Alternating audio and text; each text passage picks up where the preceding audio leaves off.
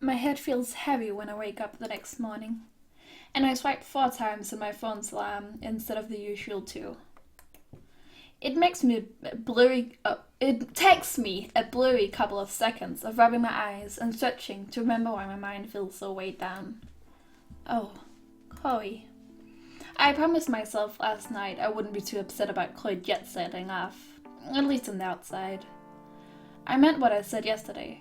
I do understand, on the logical level, why she wants to, and I really, sincerely want her to be happy.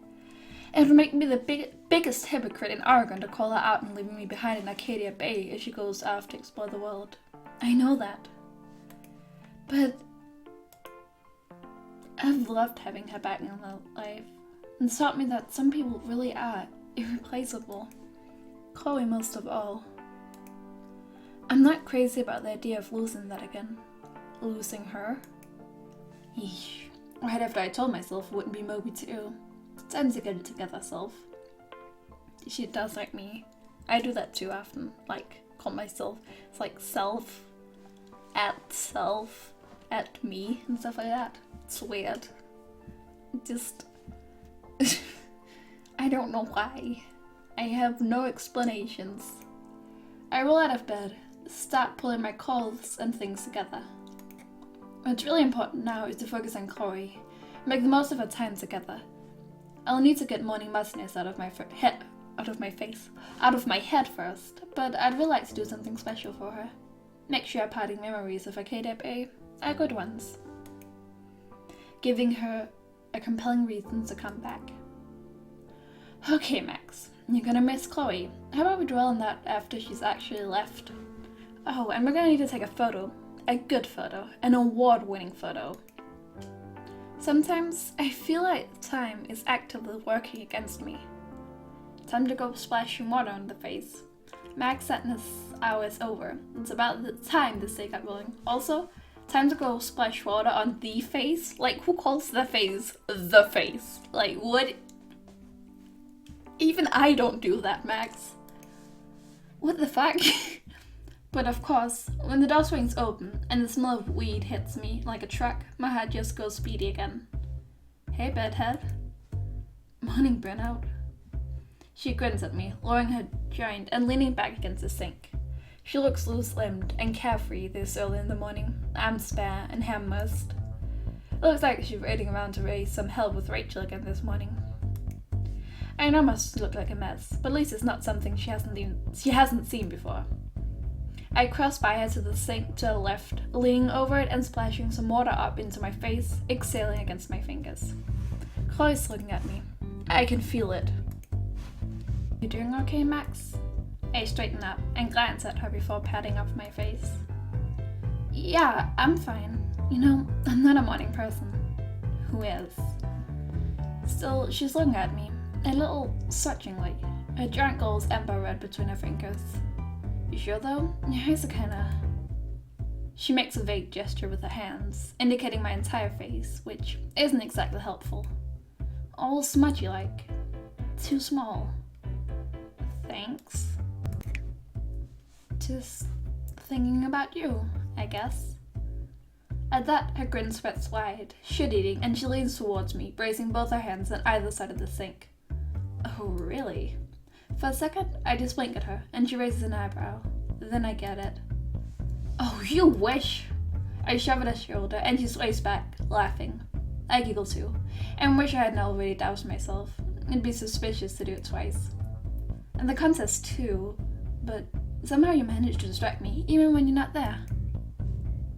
Chloe grins and wraps her joint out against the sink. I'm counting on that. Anyway, Rachel will be here in a few minutes. Apparently today is going to be the big goodbye day. The word goodbye just drops another rock in the pit of my stomach, but I just nod. Is that your way of subtly telling me to get out of your Kool-Aid stained hair? First of all, how dares suggest this color comes from anything but the finest bottle of Manic Panic Bad Boy Blue Amplified Hair Dye? Very specific. I like it. I mean, I've had the same hair, Second, absolutely not hippie. I was planning on running into you.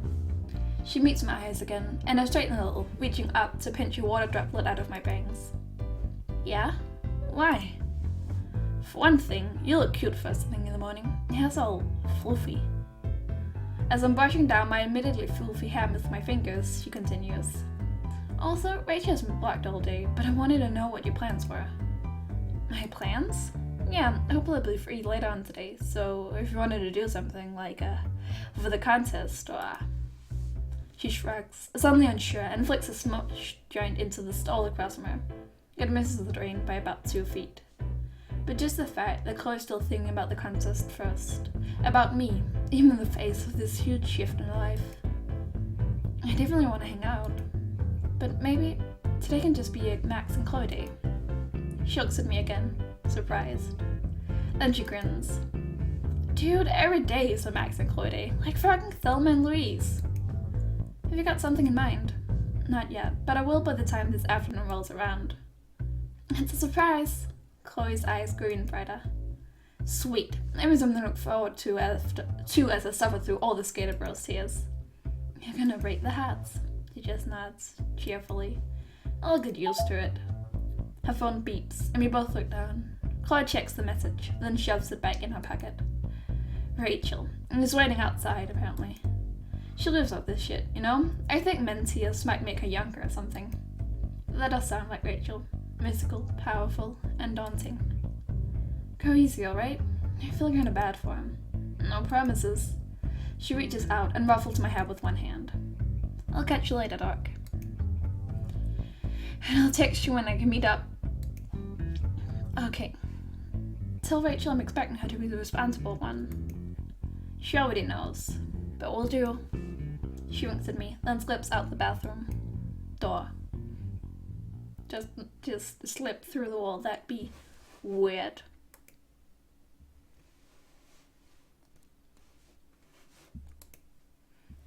Good, Max. Great forward thinking. Playing a balancing act of thinking about Chloe and getting ready for class is even harder than I thought it would be. While I'm bummed she'll be cutting class and I won't be able to see her, it's not as though it's the first time she's ever done it. Also, I'm kind of glad to be lined up as the person she comes back to at the end of the day. Keeps me feeling significant. Even though I know it's probably poor planning to let the contest take a day off when we only have 3 days on. I think it's a good idea to have some time for Chloe and I to just focus on each other. Plus, if she's gonna be busy for most of the day, that gives me a bit to plan for the photo in the meantime.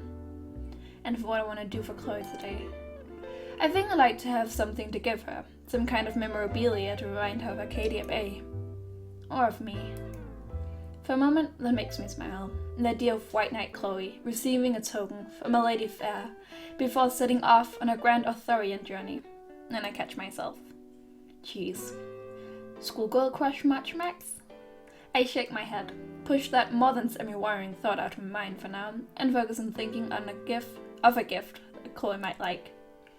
After spending a couple of seconds looking around my room, I come up with what I think are 3 Chloe-ish options. Oh god.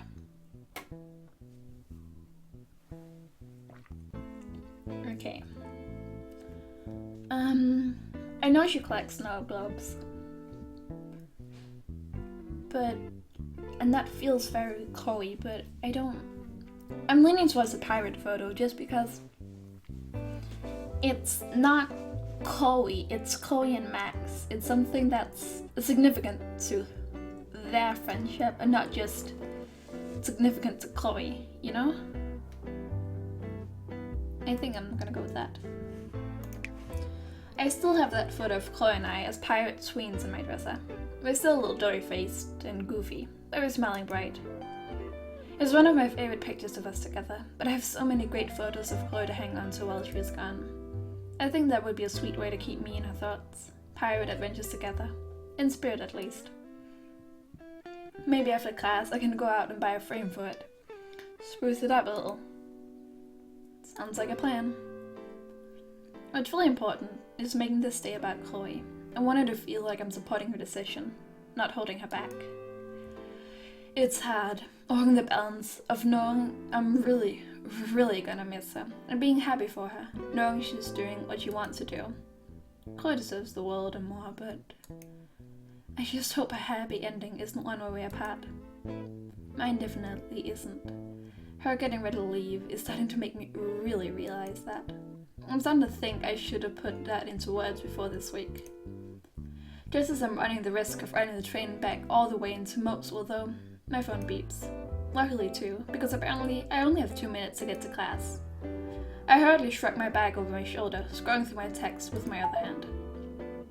Looks like I'll be free around 4. That work for you? My schedule is totally clear.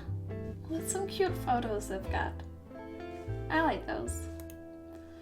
I'm at your beck and call. Intriguing. You gonna give me a hint about the surprise thing or what? Well, I think you'll like it. Dude, of course I'm gonna like it. Be more specific. Nope. I wanna watch you shiver with anticipation. You're lucky I love you because you're a pain in the ass. Just finish the damn... Whatever, okay? I'll see you at 4. Also, Max, thanks for doing this. I know you're busy with the contest and school and stuff, and it's great to be able to hang out with you still. I'm glad we can. Patient. Oh yeah, of course. Nothing but the best for my BFF. Yeah, see you later. Don't be late for the date. I'm gonna start charging for those, I swear. I end up skidding into Max Doug's class 3 minutes late, but even the daggers of Victoria's glares can't wipe the stupid grin off my face. It's 10 minutes of 4, and I'm actually starting to hope I can rely Chloe's chronic lateness.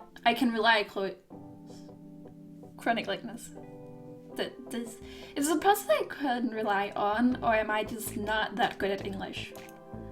I ended up getting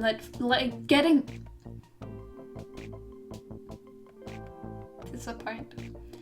I ended up getting to the boardwalk later than I expected, scrambling to get my work done for class tomorrow, and getting caught up in brainstorming for the contest.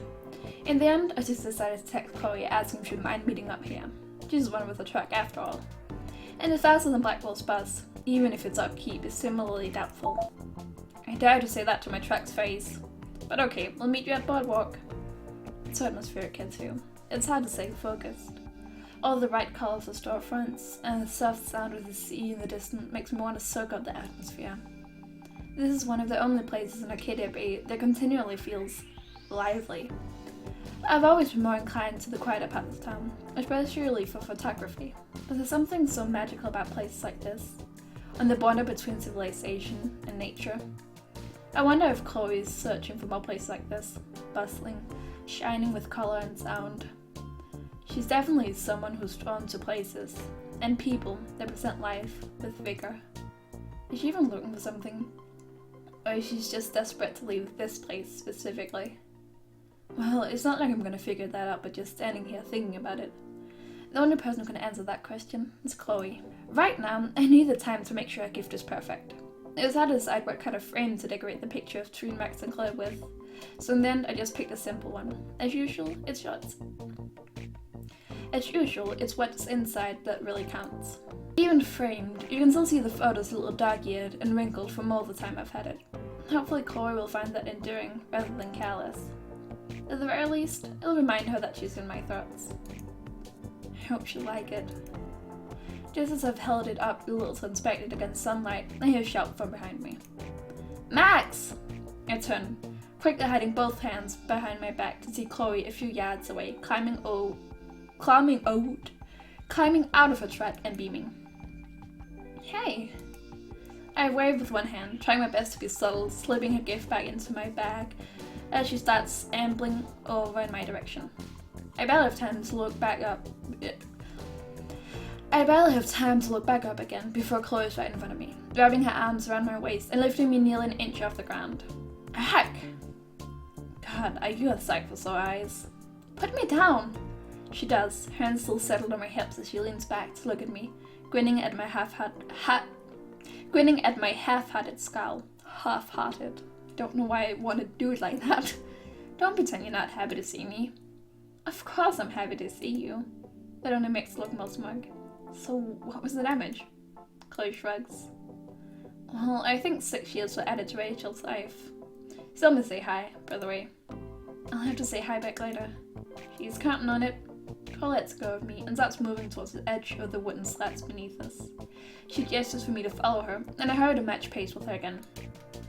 So, why meet up here? Now that I don't appreciate the romantic atmosphere. Hmm.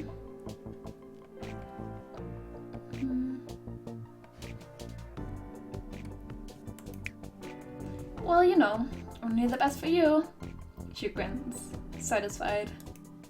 Is this your best then? She tilts her head back, looking at me from beneath her eyelids, almost like a dare, smiling with her incisors. Incisors? I know that look, and it's supposed to make me catch me off guard. It's supposed to catch me off guard, I think. And say something stupid. Oh, it's supposed to make me catch me off guard and say something stupid. Probably so she can laugh at me. That sentence feels a little wonky. But I've been getting better at playing this game, so I raise my chin, put one hand on my hip, even as I feel my heart flutter. Disappointed? That gets her to grin even wider. All the challenge goes out of her face, laughing and tipping her head back. Never. Anyway, I actually needed to come here to pick up a few things. Chloe's eyes light up. She turns to face me. Back and elbows balancing against the fence that separates sidewalk and sand. Like what? Like, new film and... She looks so eager. As usual, she's seen right through me. Still, it could be fun to tease a little longer. And more colored pencils and... She's still grinning, but now she's starting to look a little unsure. I decided to cut her some slack. And something for you. She brightens, springing up straight. I can't help but grin back, my hands coming to her around my back strap. Score! I knew it. Subtle as a sledgehammer, Max. When she comes up to me, all the way in my space, and eyes roving around me curiously, it's hard to stand my ground. I have to tilt my head back a little to look into her eyes. So where is it? You sure you want it right now? Yeah, give! One of her hands snakes underneath my arm, towards my back. I shiver involuntarily as it brushes against my waist, then smack it away, shoving the bag farther behind my back. Grabby. Gluteus charged. Come on, Max. Show me the money. I roll my eyes, but she just beams insistently at me. I reach back into my bag and withdraw it carefully. Okay, but it's your fault there's no element of surprise. Chloe rolls her eyes when she sees the frame, but she's still smiling when she takes it from me. She looks awed for a moment, then her eyes widen. It's us! Yeah, baby pirates Chloe and Max. Chloe holds the frame close to her face, looking over with new interest. God, when was this taken? I think I'm missing teeth. Oh man, you still have that awful haircut. I wince as she laughs, but when I glance up at her again, her expression has sobered, still staring down at the photo. What is it? She glances back up at me, surprised, then huffs a laugh and looks between me and the photo again. You're gonna make me miss you too much, dude. Oh, no, shit, don't read into that. This is so cool, staying up front with me the whole trip. Thanks, Max. Just to make sure you're thinking of us little people from time to time. She bristles a little at that, tugging her jacket firmer over her shoulders. For a moment, I lose eye contact with her. Are you seriously worried about that? As if I could ever forget. As if that isn't the biggest thing to worry about when you find out your best friend is leaving for an indeterminate amount of time. Especially when yours truly is guilty of exactly that. Still, I try to keep my tone light, coming to stand beside her, lean back on the fence some. Well, you never know. There's a lot of world out there, Chloe. Easy to get distracted. Distracted from what? I look at her, confused. And look in her face startles me. It looks like she's really deep in thought. Like she's trying to make a decision. Whatever the decision is, she seems to settle on it. And looks back at me again. My eyes are really determined and kind of intense. My mouth goes dry. I feel myself stand up a little straighter. Listen, Max, I wanted... She hesitates, just for a moment. In the space of that 1 second, her phone beeps. It's not a loud sound, but both of us jump.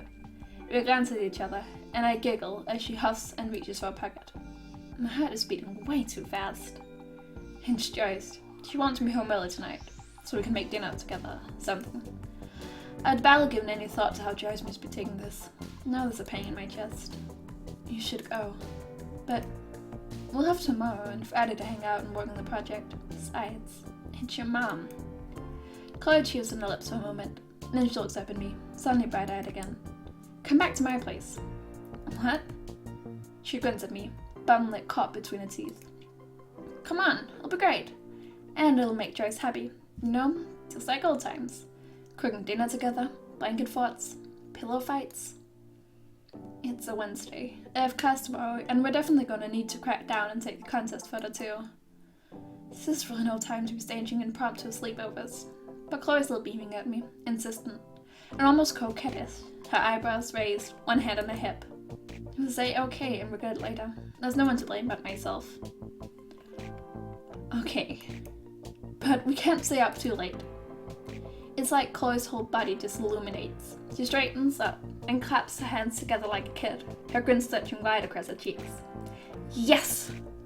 And without much more ado, she grabs my hand and starts dragging me back towards the track. This is gonna be hella awesome, Max. Joyce will definitely bring her cooking skills if you're there. I should definitely be feeling some regret or indecision about this poor choice of time management. Just like how I should have felt self-control a few seconds ago. But Chloe's hand is really warm in mine. I'm so full, I think I might never eat again. Chloe was right, and Joyce was excited to see me, probably because it meant another huddling hand in the kitchen. The two of us ended up doing most of the work, which is likely the way Chloe planned it. Still, we made so much, and ate so much, that I don't think I'm going to be able to move again for another couple of hours. Chloe and I are on our bedroom floor now, sprawled underneath an admittedly very half-hearted blanket fort, made up of all the pillows we could find, and a blanket propped up by Chloe's bedpost and her lamp. This is definitely a fire hazard. Just like me. She's lying on her back, arms folded under her head, and I'm on my elbows, leaning back. We've drawn our knees up to conserve space, but our legs are still bracketed around each other. I'm exhausted. It's only, 7-ish. It's not a bad thing though. Maybe we'll get to bed at a reasonable hour after all. Chloe groans, shifting a little to spread her arms out wide. A reasonable hour. Oh, right, because of the contest. Have you started coming up with a game plan yet? I tilt my head back. Chloe doesn't pay a lot of attention in photography class, but I know she'll do her best with whatever I ask of her. The contest is a lot of pressure on its own, but having Chloe's goodwill resting blind on me is heavy too. Sort of. The junk rod was a really good idea. There's so much opportunity for a lot of different kind of shots.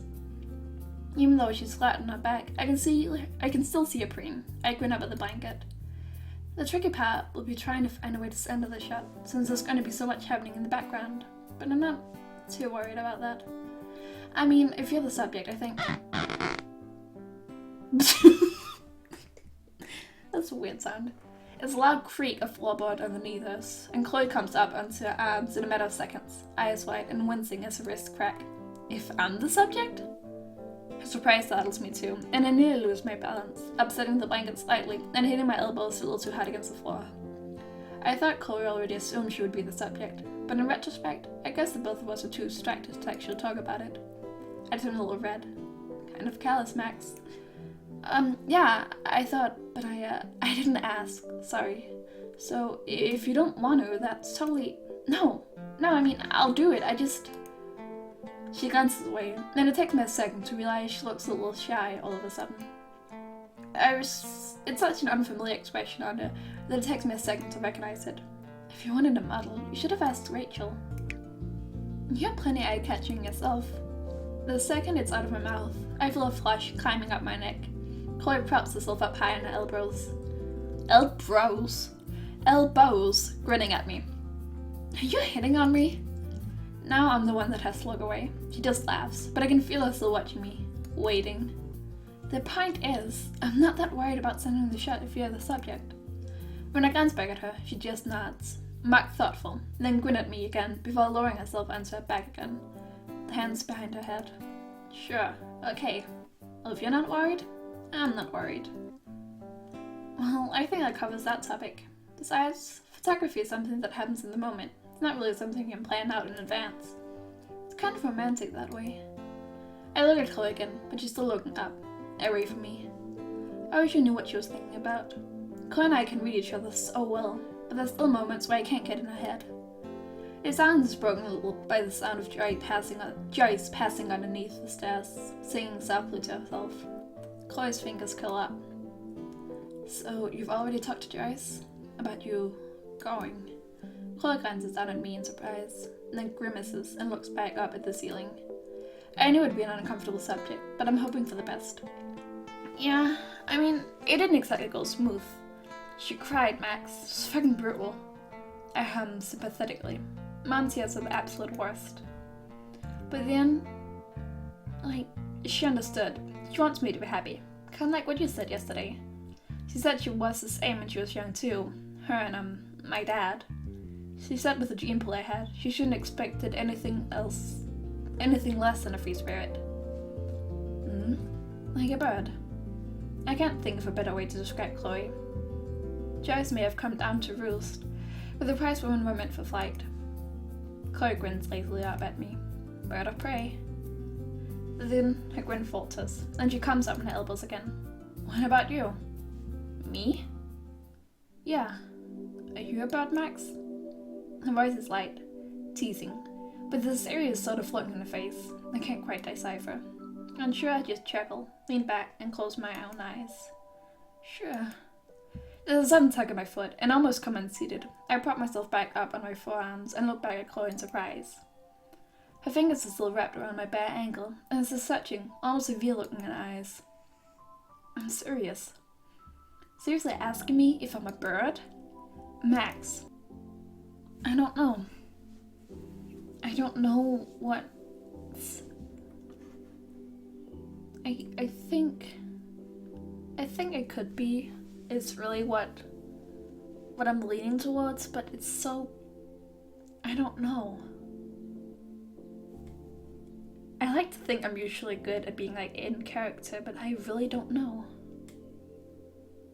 I think it's so Max to say I'm not like you, but I don't want that to be so Max, if that makes sense. I don't know. I'm thinking too much into this game. It's just cute gays. Stop. I could be, I think. One of her eyebrows raised, and her thumb brushes past the nub of my angle. I try really hard not to shiver this time, but she grins anyway. I kind of feel like she's testing me, somehow. Well, I don't know if I am a bird, but I'd like to be one. Really free, getting to see so much of the world. Going wherever it's warm. That's nice. And that bird's eye view. When I glance up from her hand around my foot, she's staring at me. Her expression is curious, but she looks pleased, a smile tugging on the corners of her mouth, and I feel like I passed. Well, I think you could be one. She lets go of me and comes up a little straighter, both of us curled forward towards each other. Thanks, Chloe. That means a lot, coming from a professional peacock like you. Fuck you. I'd be a way cooler bird. Anyway, between you and my mom and Rachel, everyone who actually matters knows now. Well, that's good, right? No loose ends. She looks away from me again, lips curling a little. I hate putting it like that. Something's definitely up with her. I'm not sure if it's something I'm supposed to ask after or leave alone. But Chloe knows I'm nosy, so I think she expects it when I push myself forward on my hands towards her. Are you feeling okay? She glances at me, surprised, then away again. I'm fine. Nervous? That gets her to look back again, and for a minute I think I've misstepped. Then she gives an airy, disbelieving chuckle. Kinda. I nod, trying for sympathetic and knowing expression, but I must screw it up because she immediately shakes her head. It's not what you're thinking. I'm not nervous about, driving, or where I'm gonna go, whatever. It's just... Her mouth keeps moving for a moment after her voice trails off, and it's unsettling. I don't think I've ever seen Chloe wordless before. Her lack of brain-to-mouth filter is worrying sometimes, but at least it's consistent. This time, I have to lean to the left to catch her eyes again, and she meets them, a little wary. Then tell me what I should think. Chloe, I'm not mad at you. You know that, right? I just want to know what's going on with you. I want to get it, like you said yesterday. It's not like you owe me explanations or anything, but You know you can still tell me anything, right? And I'll listen. I want to be there for you. It startles me when she leans forward, not breaking eye contact. For a second, our faces are very, very close. Then she crosses her arms across my knees and rests her chin there, looking up. You already are here. Her calves are pressing in around mine now, arms heavy where they're draped over my kneecaps, and I swallow. She's grinning up at me, cat-like and intrigued. Come on, I was being serious. I curse myself for stuttering, but Chloe doesn't seem to notice. Just pushes herself off my knees again. I'm being serious too. Max, it's just cool that you're here. It's cool that we can still hang out, and that you're making this time for me. I'm being a dumbass. You're being a dumb... But she just laughs, stretching her arms over her head and then flipping up the edge of the blanket beside her. Chill. Anyway, I'm in a movie mood. It'll help us digest. You got any suggestions? I'm not gonna go for Final Fantasy. What about Donnie Darko? Chloe thinks about it for a second, then nods agreeably. Okay, but you can't complain when it pisses me off. That movie makes no fucking sense. Pisses you off? You've watched it more than I have. Sure, whatever you say, Jake Gyllenhaal. Does that make you Gretchen? Sounds good to me. She was cute in that movie. She tucks me up by hand as we make our way out from the crumbling fort and slides an arm around my shoulders, easy as anything. She's still really warm. I don't know if it's because of the blanket fort, or because of me, or because of her, but it's nice to lean into anyway.